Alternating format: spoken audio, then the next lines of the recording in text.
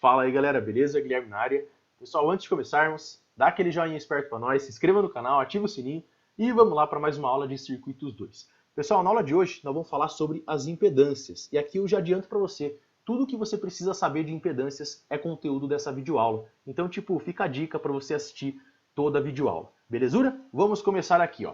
Impedâncias, antes mesmo de falar a respeito da definição, vamos trazer uma visão intuitiva dessa propriedade nova que a gente está estudando aqui em regime permanente senoidal. A impedância ela é a capacidade que um elemento possui de impedir a passagem de corrente, que é mais ou menos o que o resistor faz. Não é? Se você analisar ali com a resistência, que é a propriedade de um resistor, a resistência diz respeito à capacidade que um resistor possui de resistir à passagem de corrente. E aqui no domínio da frequência não é muito diferente não, a impedância ela vem com essa mesma linha, com uma linha de impedir a passagem de corrente. Então é mais ou menos uma ideia intuitiva a respeito desse tema, vamos começar a estudar isso a fundo. Começando aqui pela definição, pessoal. Definição de impedância, como é que eu defino a impedância? É só ler o que está escrito em azul. É a razão entre os fasores da tensão e da corrente em um determinado bipolo do circuito. De novo, é a razão, você está dividindo um pelo outro. Lembra a lei de Ohm, não lembra? Daqui a pouquinho a gente chega lá. Vamos olhar agora para aquela caixinha bonitinha, a representação de uma impedância no bipolo do circuito.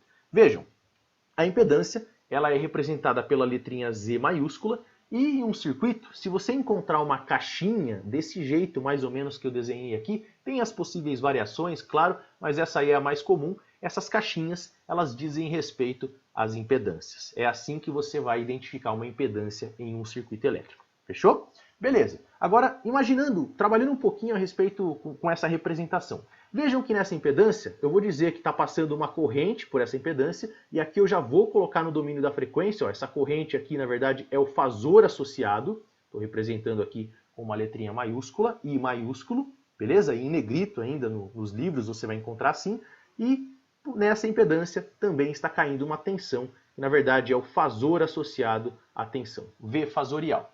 E agora, como é que eu defino a impedância? A impedância ela é definida dessa forma aqui, pessoal. A impedância Z ela é igual à razão da tensão pela corrente, dos fasores, não é? Então é V dividido por I.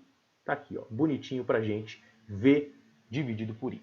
Beleza, e da onde vem essa formulação, pessoal, essa formulinha? Ela vem da lei de Ohm generalizada. Vejam que as variações dessa fórmula também valem. Eu posso dizer aqui que fasor da tensão é igual a impedância vezes fasor da corrente. Olha só que bacaninha. Esse cara aqui, ó, essa definição é a lei de Ohm, é o que a gente chama de lei de Ohm para o domínio da frequência aqui, lei de Ohm generalizada para os fasores. Fasor da tensão é igual a impedância vezes fasor da corrente. Agora, se eu olhar a fundo para essa expressão, vamos explorar um pouquinho aqui, ó. A impedância não é o fasor da tensão dividido pelo fasor da corrente? O fasor da tensão é um número complexo. O fasor da corrente também é um número complexo. Então a impedância também vai ser um número complexo. Olha, isso aqui é bem importante, pessoal. Vou até circular a impedância, sendo até mais específico. Faz esse desenho aí no seu caderno. A impedância é um número complexo. Isso aqui é muito importante. A impedância, provavelmente, num caso geral, ela vai ter uma parte real e uma parte imaginária. Se você fizer um comparativo com o que eu falei nas aulas passadas, nós analisamos individualmente impedância resistiva, indutiva e capacitiva. A impedância resistiva, ela só tinha a parte real, não é? A impedância capacitiva e indutiva, as impedâncias capacitivas e indutivas, só tinham partes imaginárias. Só que um caso geral, uma impedância geral, ela vai ter uma parte real e uma parte imaginária. O que nós analisamos anteriormente foram os extremos, vamos dizer assim, os casos particulares. Fechou? Vamos continuar aqui agora. Eu estou trazendo para você uma tabela resumo. E aqui a ideia, pessoal, o intuito é completar essa tabelinha de uma forma até que rápida, vamos assim dizer. Vejam, ó, essa primeira coluna aqui que não está preenchida diz respeito às impedâncias. Quem são as impedâncias no meu circuito? E a coluninha da esquerda, do extremo da esquerda aqui, diz respeito aos elementos. Vamos começar pelo resistor, RLC, né? Resistor, indutor e capacitor. Começando pelo resistor. Quem que é a impedância resistiva, pessoal? A impedância resistiva é o próprio valor da resistência desse resistor. Perfeito. Quem que é a impedância indutiva? Nós vimos nas aulas passadas. J, ômega, L. J ômega L. Ó, depende da frequência, isso é importante. O ômega é a frequência de excitação do seu circuito. E a impedância capacitiva? Quem que é a impedância capacitiva? Eu posso escrever assim, ó, 1 dividido por J ômega C, também depende da frequência. Ou, se você preferir, eu posso pegar esse J daqui de baixo e mandar ele para cima. Ele passa como negativo. Vai passar como menos J, que multiplica 1 dividido por ômega C. Essas duas formulações, elas são válidas aqui para a gente. Belezura. Agora, essa coluna de relação diz respeito à lei de Ohm generalizada para cada uma dessas soluções particulares, vamos assim dizer. Começando pelo resistor. Vamos escrever aqui, ó. Eu tenho que o fasor da tensão, vamos escrever aqui embaixo, o fasor da tensão, que é um V um pouquinho mais forte, em negrito, é igual à resistência. Essa é a relação que nós vamos utilizar, tá? É igual a resistência vezes o fasor da corrente. Beleza. E para o indutor, pessoal, como é que é? Fasor da tensão. Vou fazer um V um pouquinho mais fraco, mas só para economizar tempo aqui, vocês sabem que é um V negrito e maiúsculo, beleza? Então, o fasor da tensão é dado por impedância, J ômega L, vezes o fasor da corrente, que é o I, que é a corrente que está passando ali no bipolo indutivo, puramente indutivo, impedância puramente indutiva.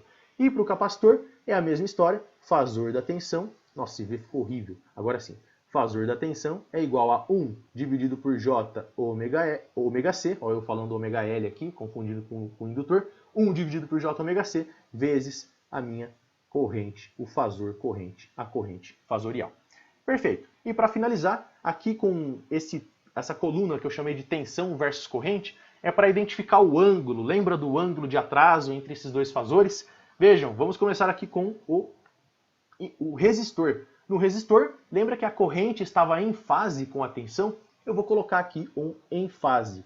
A corrente está em fase com a tensão. Beleza. No indutor, pessoal, a corrente está atrasada da tensão por um ângulo de 90 graus. Eu vou escrever e você vai escrevendo aí comigo. Ó. Atrasada da tensão. A corrente está atrasada da tensão por um ângulo de 90 graus. Eu vou escrever assim, ó. A corrente está atrasada da tensão, atrasada por 90 graus. E do capacitor é o contrário. A corrente está adiantada, eu vou escrever aqui a palavra adiantada da tensão, por um ângulo de 90 graus. Também vou escrever assim, ó, por 90 graus. Beleza, essa é uma tabela resumo dos casos particulares da impedância. E agora sim, finalmente, vamos generalizar isso e vamos ver como é que tudo isso funciona. Caso geral da impedância. A impedância, no caso geral, ela é representada da seguinte forma. Eu tenho que Z, que é a letrinha que representa a minha impedância, é dado por R mais JX. E vejam aqui, isso é muito interessante, que essa impedância é um número complexo. A impedância tem uma parte real e também tem uma parte imaginária. Que inclusive essa parte imaginária ela pode ser negativa. Aqui a gente representa em um caso geral, vamos assim dizer, com mais aí, mas daqui a pouquinho eu vou mostrar para você que na realidade essa parte imaginária aqui da impedância, ela pode ser negativa também. E eu vou dar explicação a respeito disso, mas aguarda aí e daqui a pouquinho a gente chega lá. Belezura? Vamos lá, pessoal. Ó. Aqui, como a impedância ela tem uma parte real e uma parte imaginária, dá para a gente inferir da onde vem essa parte real da impedância e o que ocasiona para que essa impedância tenha uma parte imaginária também. Vamos começar. Ó. Eu vou representar da seguinte forma. Quem que é a parte real? A gente representa assim. RE, abre e fecha chaves e posta aqui dentro a impedância Z. Deixa eu cortar o Z ali em cima também para ficar igual. Beleza. Parte real de Z. Quem que é a parte real da nossa impedância? É o próprio R. E esse R aqui, ele está ligado a quem? Nos circuitos que você for analisar. Esse R está ligado às resistências do meu circuito. Beleza? Isso aqui é muito importante a gente deixar claro. O R está ligado às resistências. Isso aqui a gente já sabe e daqui a pouquinho vai aparecer um nome novo quando a gente estiver analisando a parte imaginária. Então o R está ligado às resistências do meu circuito. Beleza? Ok, agora vamos analisar a parte imaginária que vai entrar conteúdo novo aqui. Ó. A parte imaginária a gente representa assim, ó, IM abre e fecha chaves da nossa impedância, vai anotando aí comigo. Essa parte imaginária da impedância, quem que é? É aquele X, não é? É aquele X. E esse X aqui, ó, ele está ligado a quê, pessoal? A parte imaginária. Se o R, que é a parte real da minha impedância, está ligado às resistências, sobrou aqui pra gente, a parte imaginária está ligada a quem? As capacitâncias e indutâncias. Eu posso escrever assim, ó, capacitâncias ou indutâncias, e aqui a gente generaliza esse caso, a gente chama de reatâncias, beleza? Então eu vou colocar aqui, ó, reatâncias. Esse é o nome novo com o qual nós vamos trabalhar, ó. Reatâncias, os reativos da minha carga. Então vejam, parte real da carga, que a gente chama de carga, né? Aqui é só para deixar bem claro, a impedância é uma carga num circuito, por exemplo. Mas vejam, a impedância ela tem uma parte real e uma parte imaginária. A parte real está ligado aos resistores, às resistências do meu circuito, e a parte imaginária às reatâncias do meu circuito. E aqui vamos definir, né? Ó, vejam, as resistências estão ligadas aos resistores, a parte real da minha impedância está ligada aos resistores, e a parte imaginária, que diz respeito aí às reatâncias, os reativos da minha impedância, está ligada aos capacitores, eu vou chamar de CAP, aqui capacitores e indutores. Eu vou escrever aqui só com IND, para não ficar perdendo tempo escrevendo esses nomes. Beleza? Recapitulando, resistência, parte real, resistores, reatâncias, parte imaginária, reatâncias, capacitores e indutores. Espero que tenha ficado claro. Qualquer dúvida é só deixar nos comentários. Vamos prosseguir aqui agora. E aqui, acho que cabe, antes da gente falar de associação de impedâncias, vamos representar esse cara, porque a impedância, na realidade, é um número complexo. Acabei de falar aí para vocês pela milésima vez. Eu acho que vale a representação gráfica desse cara também. Vamos fazer rapidinho aqui, ó, a representação gráfica da nossa impedância no plano complexo. O eixo das abscissas é o eixo real, o eixo das ordenadas é o eixo imaginário, e vamos colocar a impedância em algum ponto aqui, ó, tá aqui o pontinho da nossa impedância. Se ela é um número complexo, use e abuse de todas as propriedades que um número complexo possui. Pronto, tá aí a minha impedância Z, estou marcando ela bonitinha aqui para você. Beleza, pessoal, agora vejam que essa impedância, por ser um número complexo, ela tem ali uma coordenada, uma parte real e uma parte imaginária. E se eu trouxer para aquele caso geral, eu chamei ali, né, se você olhar aqui em cima, ó, Z é igual a R mais JX, vamos representar esse cara no plano complexo. R é a parte real, tá aqui o R, ó, deixa eu pegar e marcar o R aqui para você, ó, R é a parte real e X é a parte imaginária. Isso é muito importante. Beleza, e aí eu posso representar esse cara como R mais JX. Vou escrever de novo aqui, ó, o Z é igual a R mais JX. É um número complexo como todos os outros. E se é um número complexo, também vale a representação polar. Não vale? Nós vimos lá na revisãozinha sobre números complexos. Vamos fazer isso, ó. Vamos colocar quem que é o módulo dessa impedância. Colocando aí bonitinho, ó, o módulo da impedância. Estou fazendo aí mais ou menos rápido. Ele tem um módulo, a impedância tem um módulo, que é esse tamanho, que está marcado em azul aí. E também tem uma fase, que é esse ângulo que a impedância forma com o eixo das abscissas, com o eixo real. Eu estou chamando de θ, essa fase. E não custa nada reforçar que isso aqui é um triângulo retângulo, né, pessoal? Acho que você já percebeu, se você viu a revisãozinha lá de números complexos, você não vai ter nenhuma dificuldade disso aqui. Beleza, e vale a representação polar. Como é que é a representação polar? Vamos representar a impedância aqui em sua forma polar. Módulo, vou colocar assim, ó, módulo de Z, ângulo, θ graus. E aí a pergunta fácil, rápida, né, pessoal? Quem é módulo de Z? Se eu olhar, isso aí é um triângulo retângulo, vou colocar aqui o módulo de Z. Quem que é esse cara? É raiz quadrada de R ao quadrado mais x ao quadrado. Vamos escrever isso aqui, ó. Mais x, deixa eu colocar o quadrado e botar todo mundo na raiz, senão eu vou acabar esquecendo aqui, ó. Esse é o módulo. E quem que é a fase θ? A fase θ é o arco tangente, só que nós vimos lá na revisãozinha de números complexos, é o arco tangente de x dividido por r. Tá aqui, revisão mais do que feita sobre números complexos, e acho que ficou bem legal todo esse conteúdo sobre impedâncias. Perfeito. Vamos falar agora sobre associação de impedâncias, pessoal. Lembra que eu falei lá no começo do vídeo que tipo a impedância tem a ver com a resistência, com o resistor, vamos assim dizer? Porque a impedância ela diz respeito à capacidade do elemento de tipo impedir a passagem da corrente. Então, olha que fácil que é, pessoal. A regra para associar impedâncias vai ser exatamente a mesma regra para se associar resistências, resistores. Ou seja, se eu quiser fazer uma associação em série, como é que eu faço? O Z equivalente, eu vou chamar de ZEC aqui, ó, de Z equivalente. Quem que é esse cara? Esse cara é igual à soma das impedâncias. Z1 mais Z2 mais Z3 mais Z4, papapá, 3 pontinhos, mais Zn. Se eu tiver 1000 impedâncias associadas em série, eu somo as 1000 impedâncias. E aqui tem que tomar um certo cuidado, nós vamos ver isso no exercício, nos exercícios, que você tem que somar, né? Se você está somando números complexos, agora a impedância é um número complexo. Se você está somando números complexos, eu somo parte real com parte real, parte imaginária com parte imaginária. Belezura? Beleza. E a associação em paralelo? É um pouquinho mais chato de fazer, na verdade é bem mais chato, mas vale a mesma regra do que os resistores, dos resistores. Então eu tenho que 1 dividido pela impedância equivalente é 1 dividido por Z1, mais 1 dividido por Z2, mais papapá, 3 pontinhos, 1 dividido por Zn. E aí aquela regrinha, se você estiver associando duas impedâncias, é só fazer o produto pela soma, certo? É exatamente essa a ideia. Perfeito. E agora, para a gente finalizar a aula, pessoal, eu quero te passar uma visão intuitiva a respeito dos ângulos das impedâncias, tá certo? Isso aqui é, cara, é um feeling muito bom para você ter na hora de você analisar um circuito, um exercício com cálculo de impedâncias aqui e tudo mais, até para corrigir, para saber se você errou ou não, se você acertou a questão.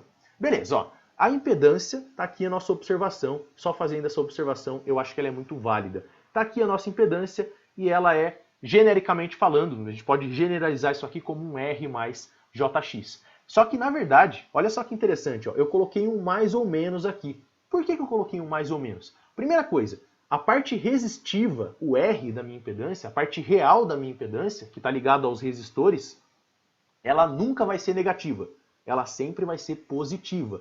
Por isso que eu não coloquei um mais ou menos aqui na frente. Ó. Poderia ter colocado um mais ou menos aqui na frente, não coloquei. Por quê? Porque a parte real nunca vai ser negativa. Só que a parte imaginária, ela pode ser positiva e também pode ser negativa. E esse sinal, ele vai depender da associação que você vai ter ali com relação aos capacitores e indutores. Porque nós vimos que a parte reativa ou a parte imaginária da minha impedância está ligada aos reativos, que por sua vez está ligada aos capacitores e indutores no meu circuito. E aqui já vai uma coisa, isso aí vai aparecer naturalmente nos exercícios, pessoal, mas já vou comentar aqui, eu sei que é bastante teoria, mas vocês vão ver que lá nos exercícios talvez isso fique mais claro. Mas vamos entender o seguinte por enquanto, ó. Se a parte imaginária da minha impedância for positiva, a predominância nessa carga, nessa impedância, a cara da impedância, ela vai ter uma cara indutiva, tá? Então, ó, parte imaginária positiva está ligado a indutor. A predominância nessa impedância é indutiva. Vamos colocar aqui, ó, ind de indutiva. Escreve indutiva aí no seu caderno.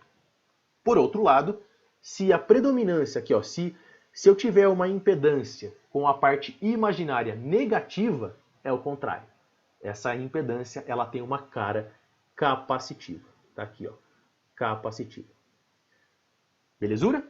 E agora, pessoal, vamos analisar os ângulos possíveis aqui, ó. Primeira coisa, a impedância, ela vai ter ângulos que vão seguir exatamente esse gráfico que eu marquei aqui para você, ó. O ângulo da impedância sempre vai estar entre menos 90 e mais 90 graus. Nunca você vai ter um ângulo de mais 95 graus, um ângulo de, sei lá, de 150 graus. Não, nunca. Impedância, o ângulo da impedância sempre vai estar entre menos 90 e mais 90. E agora vamos analisar um pouquinho, vamos começar pelos casos particulares, que é resistência, indutância, impedâncias resistivas, capacitivas e indutivas, para a gente começar a brincar um pouquinho com esses números. Vamos analisar, quer ver? Vamos começar aqui pela impedância puramente resistiva. Eu vou colocá-la aqui, ó, que é o Z, eu vou chamar de ZR, tá aqui, ZR. Quem que é o ZR, pessoal? Nós vimos lá nas aulas passadas, ó, o ZR é o valor da própria resistência. E aí eu pergunto para você, pessoal, ó, você está vendo parte imaginária nessa impedância? Na impedância puramente resistiva? Não. Tudo bem? Então, se esse número aí complexo só tem parte real, então o ângulo desse cara é zero, tá certo? Eu vou colocar aqui, ó, o θ, que é o ângulo dessa impedância aqui, que é o ângulo que a impedância resistiva faz com com o eixo real, vamos assim dizer, esse ângulo é zero, beleza? Vou colocar aqui, ó, 0 graus. e aí fica fácil. Olha ali para baixo e coloca o resistor nessa jogada. Ó. Se o ângulo da minha impedância der 0, que é esse centro aqui, eu sei que essa carga, essa impedância, ela é puramente resistiva. Eu acho que mais claro do que isso, meio que impossível. Mas eu vou colocar aqui o R. Ó, R. Se o ângulo da impedância for 0, eu sei que essa impedância é puramente resistiva. Beleza? Vamos continuar aqui. Ó. Agora vamos falar sobre os capacitores. Ou melhor, vamos começar pelos indutores, que é um pouquinho mais fácil. Indutores, impedância ZL. Como é que é a impedância ZL, pessoal? A impedância ZL não é J ômega L? E o que é esse J aí? Esse J não é um ângulo de 90 graus? Eu posso escrever isso aqui assim, não posso? Ó. Ômega L, ângulo de 90 graus. Aí eu pergunto para você, quem que é o ângulo da impedância puramente indutiva? Porque esse ZL aqui ó, não é o caso geral, é o caso particular de indutor. É uma impedância que é puramente indutiva. O ângulo desse cara já está aí, ó. Você está vendo um mais 90 aí, não tá? Eu já vou dizer para você que esse cara tem um ângulo de, eu vou colocar assim, para deixar mais especificado, mais 90 graus. Olhe ali no gráfico e vê onde é que está uma impedância puramente indutiva. Vejam que ela está bem aqui, né, pessoal? Se o ângulo cravar certinho em mais 90, eu sei que essa impedância ela é puramente indutiva. Vou colocar o L aqui, L de indutor. Então imagine o seguinte, ó, você está lá num circuito e você calculou uma impedância e essa impedância deu um ângulo de mais 90 graus.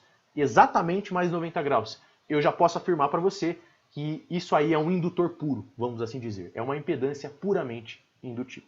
Beleza? E para finalizar, vamos escrever aqui o nosso capacitor, a impedância puramente capacitiva, que é a que está faltando. Vamos fazer aqui, ó. Deixa eu cortar o Z rapidinho. E agora sim. ZC. Quem que é ZC, pessoal? Não é a impedância capacitiva, não é 1 dividido por J ômega C? Pois é. E esse J, ele não pode subir para cima como negativo? Vou colocar como menos J que multiplica 1 dividido por ômega C. E se você quiser passar isso aí para coordenadas polares, exatamente o que eu fiz ali para o indutor, para a impedância puramente indutiva, eu posso escrever esse cara assim, não posso? Ó, 1 dividido por ômega C, ângulo de menos 90 graus. Olha só o que apareceu aí, ó. Apareceu menos 90 graus. E aí eu acho que ficou fácil de identificar que é a extremidade da esquerda. Nesse caso aqui, nesse caso eu tenho que o θ é igual a menos 90 graus. Onde é que está o capacitor? O capacitor ele está bem aqui, pessoal. O ângulo vale menos 90 graus. Deixa eu colocar aqui o C de capacitor. Resumo da ópera. Resumo. Ó. Acabamos de analisar os 3 casos particulares. Se a minha impedância tiver um ângulo 0, é uma carga puramente, a impedância é puramente resistiva. Esse conceito de carga, às vezes vocês estão vendo aqui, né, que eu falo carga, é porque a gente usa muito esse conceito de cargas lá na parte de potência, tal, para você calcular a carga, ela tem uma impedância, tá? Isso aí vai ficar mais claro nas próximas aulas, nos próximos vídeos. Beleza? Mas por enquanto, ó, impedância puramente resistiva. Se eu calculei lá no meu circuito, ela não tem parte imaginária, o ângulo é 0. Eu estou exatamente aqui, ó, o ângulo vale 0 graus. Impedância puramente indutiva. O ângulo da impedância puramente indutiva vale mais 90 graus. Impedância puramente capacitiva, eu tenho um ângulo que vale exatamente menos 90 graus. E aí a pergunta que você pode me fazer, analisamos os extremos, ok.